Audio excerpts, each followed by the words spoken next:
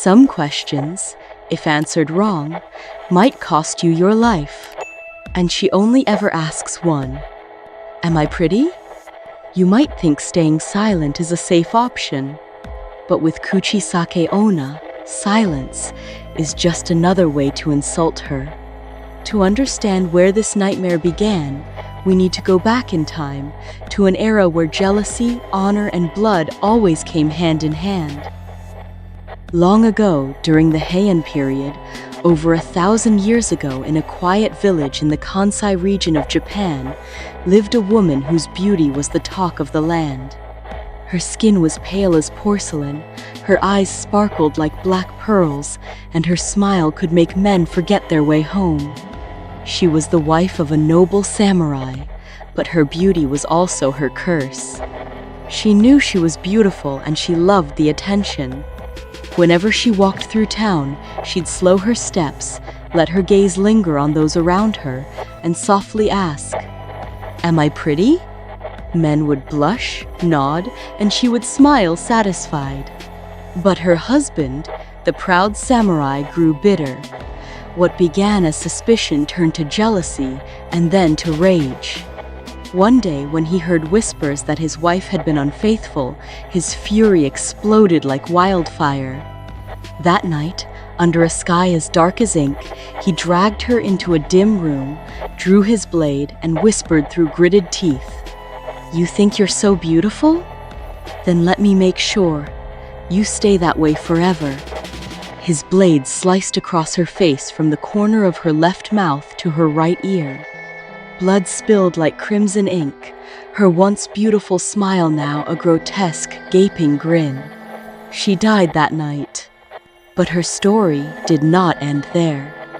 Nearly 1,000 years later, in the late 1970s, strange whispers spread across modern Japan. Children began speaking of a woman in a long trench coat and white surgical mask who appeared near school gates, alleyways, and quiet parks. She would walk toward you gently and ask, "Am I pretty?" They say if you answered no, she would pull out a giant pair of scissors and kill you on the spot. But if you said yes, she'd slowly pull down her mask to reveal a mouth split wide from ear to ear, with jagged teeth and bloody, torn lips still smiling. Then she'd ask again, "How about now? Am I still pretty?" If you hesitated, if you stammered, if you screamed, it didn't matter. Your fate was sealed. The panic spread so quickly that police were ordered to patrol school zones, children had to walk home in pairs, and some schools assigned teachers to escort kids after class. Adults dismissed the tale, but children believed. And in their fear, they discovered a trick, a small loophole that just might save you. When Kuchisake Onna asks, "Am I pretty?" don't say yes. Don't say no. Instead, give an unclear answer. So. You're all right, I guess. That tiny bit of confusion might be just enough to stall her a few seconds to run.